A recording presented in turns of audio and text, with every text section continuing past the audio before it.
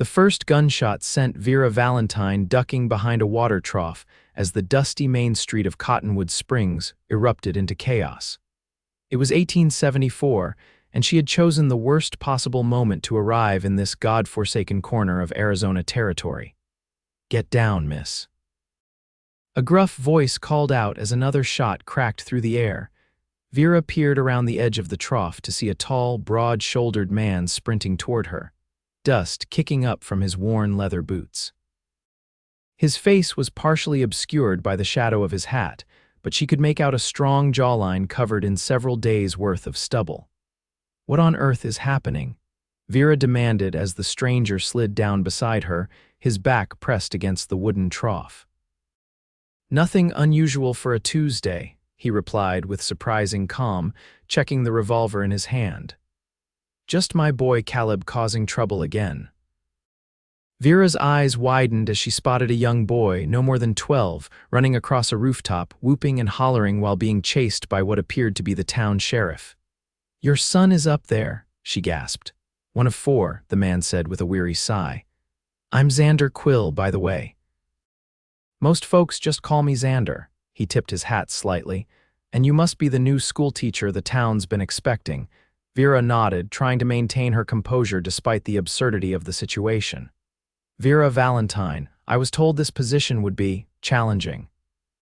"I see they weren't exaggerating." Another gunshot rang out, this time followed by the sound of breaking glass and angry shouting. "That'll be Ezra," Xander muttered. "My oldest, 16 and full of fire."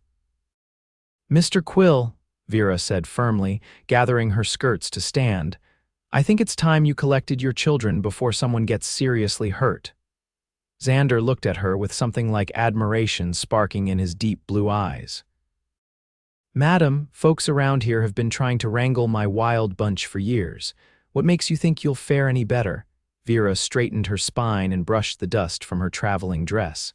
"Because, Mr. Quill, I'm not like other folks."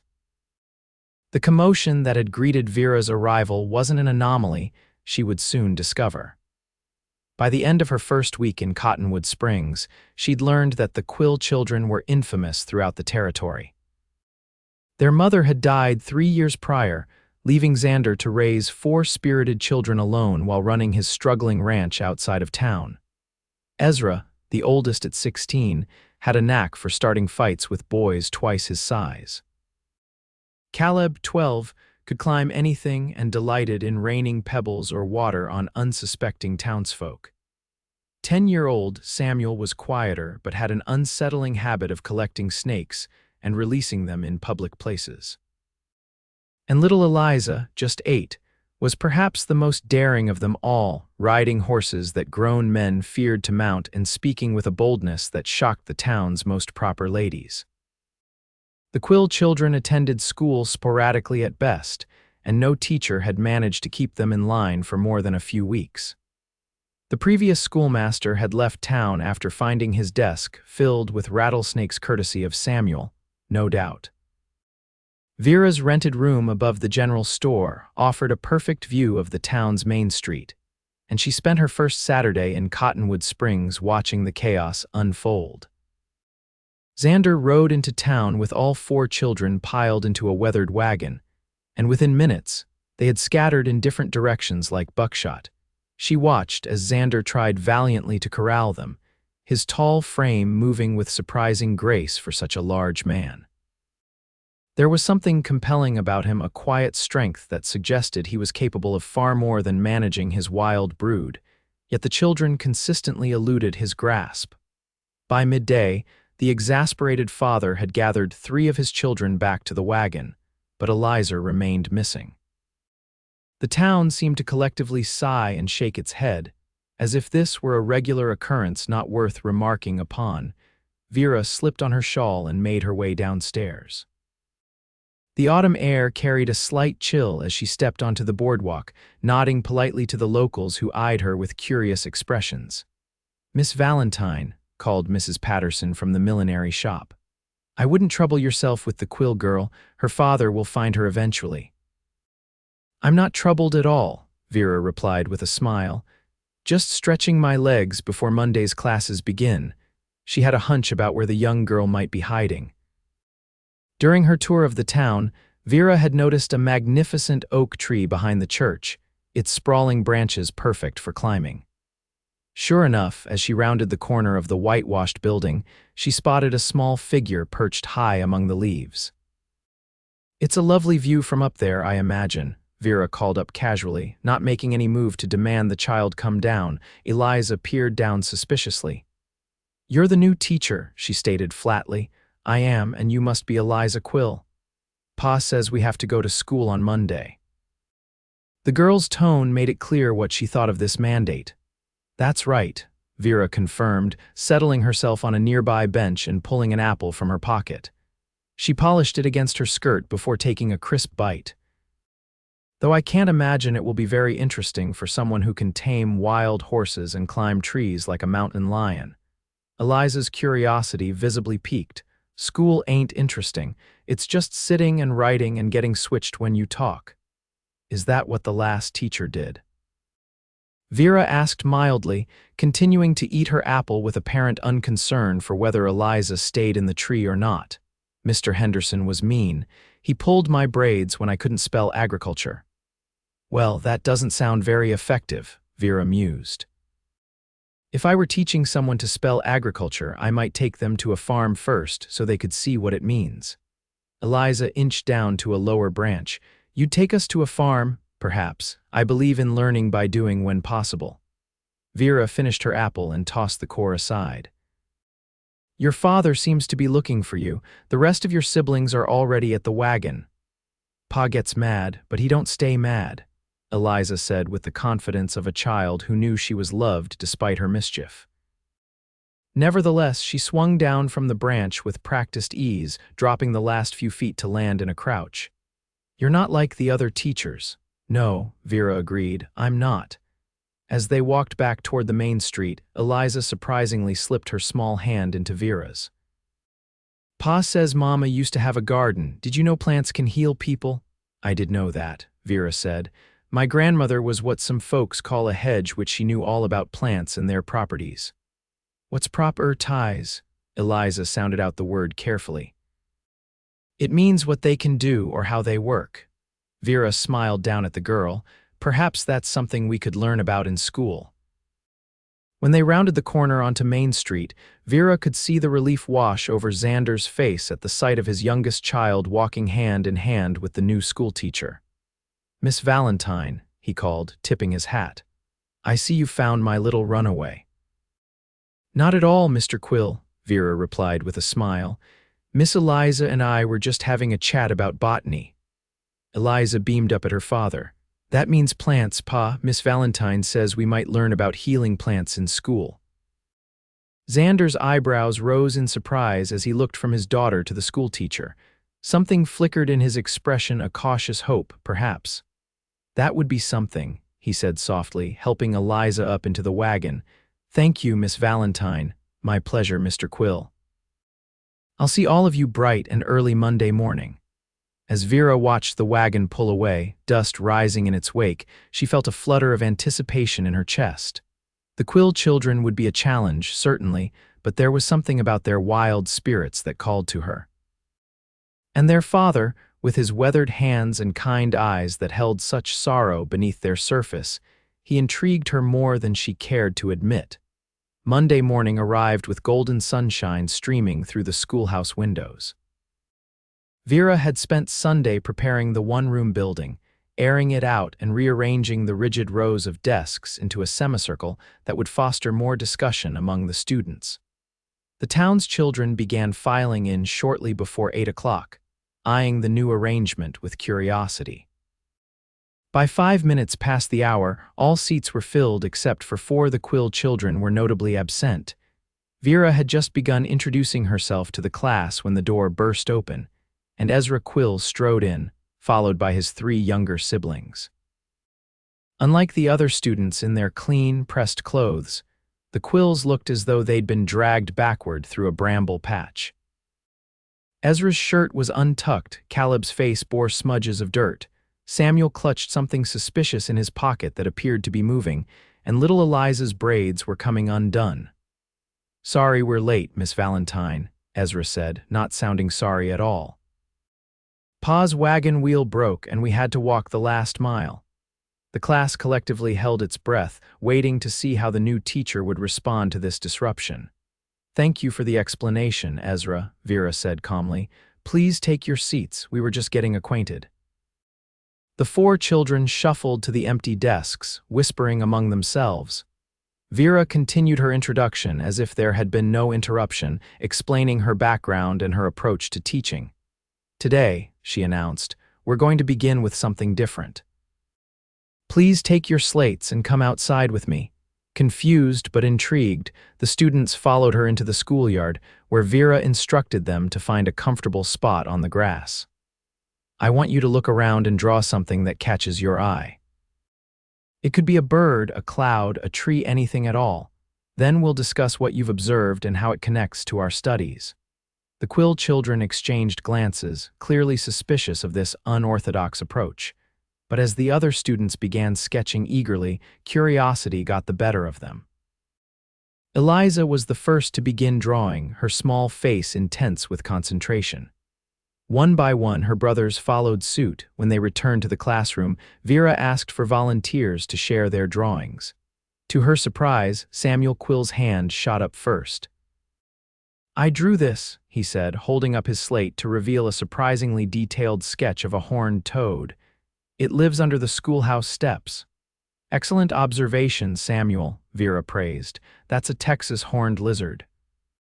They're fascinating creatures that can squirt blood from their eyes to defend themselves. The class erupted in exclamations of disgust and delight, and Samuel beamed with pride at being the center of positive attention. By the end of the day, each of the Quill children had participated in some way. They weren't perfectly behaved. Caleb had tried to slip a grasshopper down a girl's collar, and Ezra had nearly come to blows with the blacksmith's son, but they had stayed for the entire day, which the other teachers told Vera later was something of a miracle. As the children dispersed for home, Vera noticed Xander Quill waiting beside a newly repaired wagon. He approached her as the last of her students disappeared down the road. How did they do?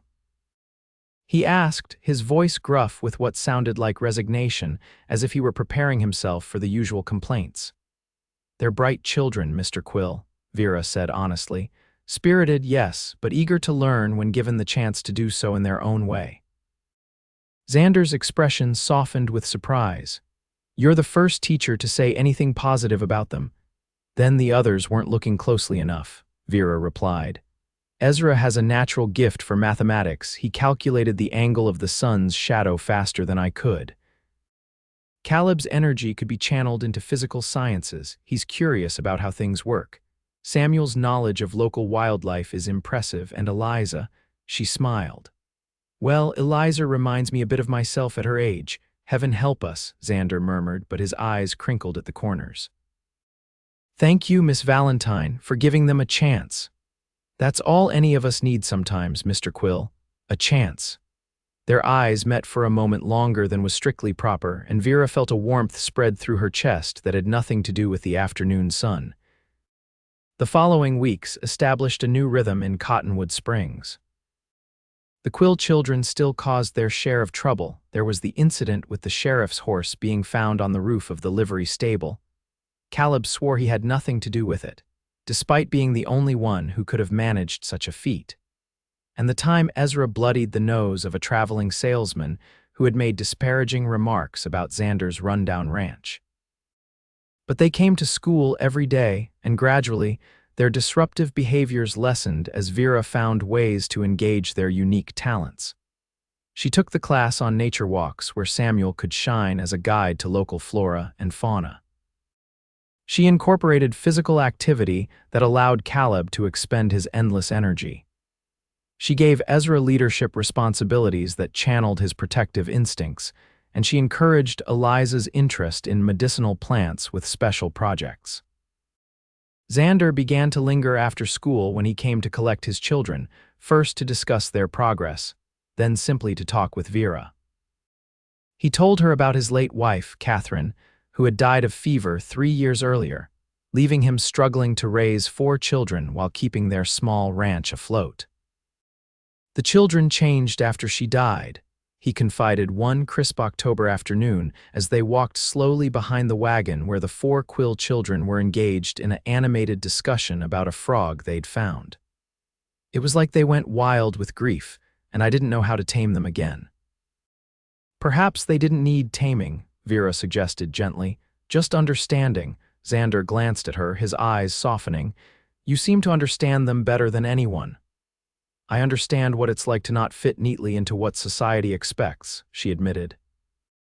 My parents despaired of me ever becoming a proper lady. I was always climbing trees, asking inappropriate questions, and reading books that young women weren't supposed to read. And yet you became a schoolteacher, a respectable profession. Vera laughed. Only because my grandmother convinced my parents it was the one way to channel my rebellious nature into something useful. She understood, you see, she was something of a rebel herself. Their conversations became a daily occurrence, and Vera found herself looking forward to that walk home more than any other part of her day. Xander was thoughtful and intelligent, despite his lack of formal education.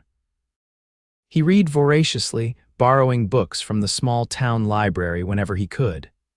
His hands were calloused from ranch work, but they handled books with reverence. As October turned to November, Vera accepted an invitation to Sunday dinner at the Quill Ranch. The place was modest but well kept, with a small but sturdy house surrounded by cottonwood trees that gave the town its name. A few cattle grazed in the distance, and chickens scratched in the yard. It ain't much, Xander said almost apologetically as he helped her down from his wagon. It's lovely, Vera replied sincerely, taking in the beautiful vista of mountains in the distance and the clear stream that ran along the property's edge. Inside, the children had clearly made an effort to clean up. The wooden table was set with mismatched dishes, and a bouquet of late wildflowers sat in a mason jar as a centerpiece. Eliza proudly showed Vera around, pointing out her father's bookshelf and the quilt her mother had made that hung on the wall. Pa made stew, she announced. And I helped with the biscuits. The meal was simple but delicious, and Vera was touched by how hard everyone had tried to make it special. Even Ezra, usually so surly, had polished his boots and combed his hair, which made him look startlingly like a younger version of his father. After dinner, as the younger children played a game by the fireplace, Ezra approached Vera with a book in his hands. Pa says you like poetry, he said awkwardly. I found this in town and thought maybe, for the school. It was a volume of Tennyson, worn but well preserved. Vera accepted it with genuine delight. This is wonderful, Ezra, thank you. Perhaps you would read some aloud in class tomorrow. The boy flushed with pleasure despite his attempt to appear indifferent. Maybe. Later, as Vera helped Xander wash the dishes over his protests that guests shouldn't have to work, she mentioned the gift. That was his mother's book, Xander said quietly. He's never shown it to anyone before. Vera's hands stilled in the dishwater. I can't accept it then, it's too precious. No, the fact that he wanted to give it to you. Xander's voice caught slightly. It means he trusts you, they all do. It's been a long time since they've let anyone get close. Their eyes met over the sudsy water, and something unspoken passed between them. Xander was standing close enough that she could smell the clean scent of soap and the faint trace of leather that always seemed to cling to him. For a moment, Vera thought he might lean in closer, but the sound of breaking glass from the other room broke the spell as Samuel's voice called out. It wasn't me, Xander sighed, a half-smile playing on his lips. Never a dull moment. I wouldn't have it any other way, Vera replied truthfully. As autumn deepened toward winter, the townspeople of Cottonwood Springs began to notice a change in the Quill children. They were still energetic and occasionally mischievous, but the malicious pranks and destructive behavior had largely ceased. Ezra was seen helping the blacksmith with odd jobs after school. Caleb's climbing skills were put to use retrieving cats from trees and hanging decorations for the upcoming Thanksgiving celebration. Samuel started a collection of insect specimens that fascinated the other children, and Eliza convinced the town doctor to teach her about medicinal herbs. It's like they've been tamed, Mrs. Patterson remarked one day as Vera was purchasing supplies at the general store. Not tamed, Vera corrected gently. Guided, there's a difference. The storekeeper, Mr. Jenkins, chuckled as he wrapped Vera's purchases. Whatever you call it, Miss Valentine, it's nothing short of miraculous. That Xander Quill's been raising those kids alone since Catherine died, and folks had all but given up on them ever becoming civilized. They're children, Mr. Jenkins, not wild animals, Vera said, an edge creeping into her voice despite her smile. They simply needed someone to channel their energy and intelligence in positive directions. Well, folks are saying Xander Quill ought to marry you before you come to your senses and leave town, Mrs. Patterson said with a sly smile. Lord knows he could use a wife and those children need a mother. Vera felt her cheeks flush. That's hardly an appropriate topic of conversation, Mrs. Patterson, but the woman's words echoed in her mind as she left the store. The truth was, Vera had grown deeply attached to the Quill family over the past months. She looked forward to seeing Xander's smile each afternoon, to hearing Eliza's excited chatter about new discoveries, to watching the boys gradually open up and reveal their unique talents and personalities. The realization that she had fallen in love with not just Xander, but his entire wild, wonderful family struck her with the force of revelation as she walked back to her rented room. What had begun as a professional challenge had become the most important relationship in her life. But did Xander feel the same? He was friendly, even flirtatious at times, but he had never spoken of his feelings directly. Perhaps he saw her only as his children's teacher, a positive influence but nothing more.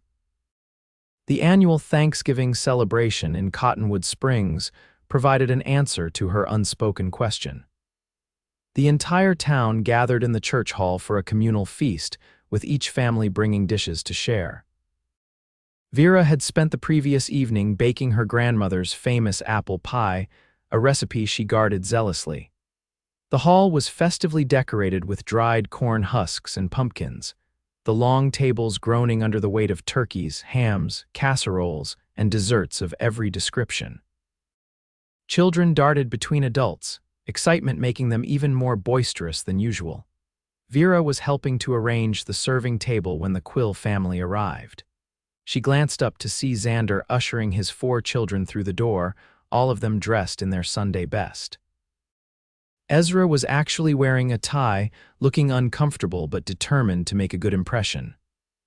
Caleb's hair was slicked down with water, though one stubborn cowlick refused to cooperate. Samuel had left his collection of critters at home, and Eliza wore a pretty blue dress that must have been her mother's, hastily taken in to fit her small frame. But it was Xander who caught and held Vera's gaze. He had trimmed his beard and worn his good suit, the one she'd only seen him wear to church. He looked handsome and slightly nervous as he scanned the room, his face lighting up when he spotted her.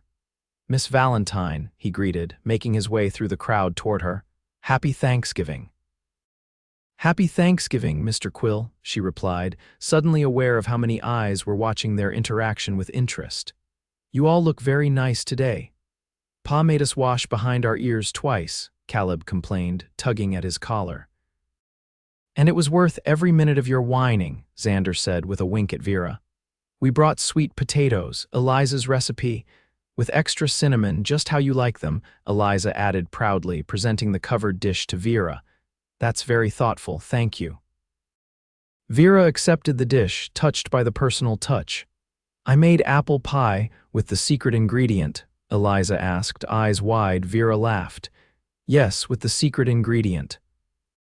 She had shared her grandmother's baking secrets with Eliza during an impromptu cooking lesson at the schoolhouse, swearing the girl to secrecy.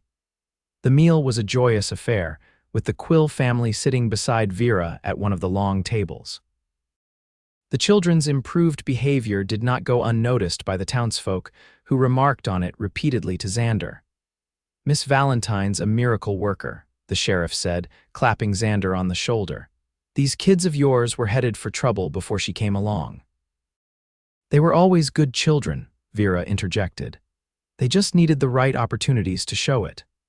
Xander's grateful smile warmed her from the inside out. After the meal, while the children played games organized by the minister's wife, Xander asked Vera if she would like to take a walk. Despite the November chill, she readily agreed, wrapping her shawl more tightly around her shoulders as they slipped out of the crowded hall. They strolled in companionable silence for a few minutes, their breath forming small clouds in the crisp air. The town was quiet, with most residents still at the celebration. "I have something to ask you," Xander said finally, coming to a stop near the old oak tree behind the church, the same tree where Vera had first found Eliza all those months ago. Vera's heart quickened as Xander took her hands in his. His were warm despite the cold air. "These past months, you've brought something back to our family that I thought was lost forever," he said, his voice low and earnest. "Not just order or discipline, anyone could have tried to impose that. You brought understanding and joy. You saw my children for who they truly are, not for the trouble they caused. They're remarkable children," Vera said softly. "They just needed someone to see past their grief and wildness to the bright spirits underneath. And me." Xander asked, a vulnerability in his eyes that made Vera's throat tight with emotion. "What did you see when you looked at me?" "A man doing his best," she answered honestly. "A loving father, a person of depth and intelligence and kindness, a man I've grown to care for very deeply."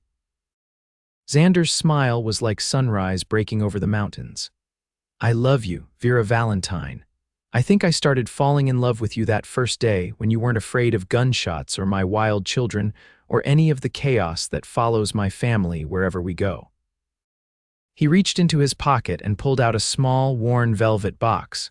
"This was my mother's. I've been carrying it for weeks, waiting for the right moment." He opened it to reveal a simple gold band with a small pearl. "I'm not a rich man, and I come with 4 children who will test your patience daily. But if you do me the honor of becoming my wife, I promise to love and cherish you for the rest of our days." Tears blurred Vera's vision as joy bubbled up inside her. "Yes," she whispered, then more firmly, "Yes, Xander Quill, I will marry you." His kiss was gentle but filled with promise, his arms strong around her as he lifted her slightly off her feet in his enthusiasm. When they broke apart, both laughing and a little breathless, Vera suddenly became aware of muffled giggles coming from the branches above them. She looked up to see 4 familiar faces peering down through the nearly bare branches of the oak tree. "How long have you 4 been up there?" Xander demanded, though he couldn't keep the smile from his voice. "Since you left the hall," Ezra admitted. "It was Eliza's idea." "I knew Pa was going to propose today," the little girl said triumphantly. "He's been practicing his speech for a week, and you all approve." Vera asked, suddenly nervous despite the children's obvious delight. "Course we do," Caleb said, as if it were the most obvious thing in the world. "You're the only teacher who didn't try to make us sit still all day." "And you know about snakes and don't scream when you see them," Samuel added. "And you make Pa smile again," Eliza said softly, "like he used to with Mama." Vera's heart felt too full for her chest as Xander squeezed her hand. "Well, now that you've all eavesdropped on a private moment," he said with mock sternness, "you might as well come down and congratulate us properly." The children scrambled down from the tree with varying degrees of grace, gathering around Vera and Xander in an impromptu group embrace. As Vera found herself surrounded by the Quill family, her family, now she thought about how differently things might have turned out if she had heeded the warnings about the wild Quill children. Or if she had tried to force them into a mold they weren't meant to fit. Word of the engagement spread through Cottonwood Springs with the speed that only small-town gossip can achieve. By the following morning, it seemed everyone in town had an opinion on the match. Most were positive, though some expressed concern that Vera was taking on more than she could handle with the notoriously difficult Quill children. "Those children will run her ragged within a month," Mrs. Patterson predicted as Vera passed the millinery shop on her way to school. But Vera just smiled, secure in the knowledge that she understood what others did not. The Quill children weren't wild, they were passionate, intelligent, and in need of guidance that honored their spirits rather than trying to break them. The wedding took place on Christmas Eve, with the schoolhouse transformed into a chapel for the occasion. Holly and pine boughs decorated the walls, and candles cast a warm glow over the assembled townspeople. Snow had fallen the night before, blanketing Cottonwood Springs in pristine white that glittered in the winter sunlight. Eliza served as Vera's maid of honor, wearing a new dress that Vera had helped her make. The boys stood proudly with their father, Ezra serving as best man with a solemnity that made him seem older than his 16 years. As Vera walked down the aisle to where Xander waited, his eyes shining with love and promise, she knew with absolute certainty that she had found her place in the world. It wasn't the path she had imagined when she accepted the teaching position in this dusty frontier town, but it was infinitely better than anything she could have dreamed. When the minister pronounced them husband and wife, the Quill children erupted into cheers that made the congregation laugh. Eliza threw her arms around Vera's waist, nearly knocking her off balance, and the boys joined in, creating a family embrace that included Xander as well. "They're still wild," someone remarked from the crowd. "Yes," Vera agreed, gathering the children close in the folds of her wedding dress, which served as an impromptu apron for the moment. "And I wouldn't have them any other way." Her laughter joined with Xander's and the children's, rising to the rafters of the schoolhouse like a promise of the joyful years to come. By spring, Vera had moved into the Quill Ranch, bringing her books, her grandmother's recipes, and her unbounded enthusiasm for life. The house transformed under her care, not into something rigidly orderly, but into a warm, welcoming home where learning and exploration were encouraged alongside responsibility. The town gradually revised its opinion of the Quill family. Where once there had been headshakes and muttered complaints, now there was grudging respect and eventually genuine admiration. The children still had their moments of mischief, but they were tempered with new purpose and direction. Ezra discovered a talent for working with horses and began apprenticing with the livery stable owner after school. Caleb's climbing abilities were put to use helping Xander expand the house, adding a new bedroom and a proper study where Vera could continue her own education through correspondence courses.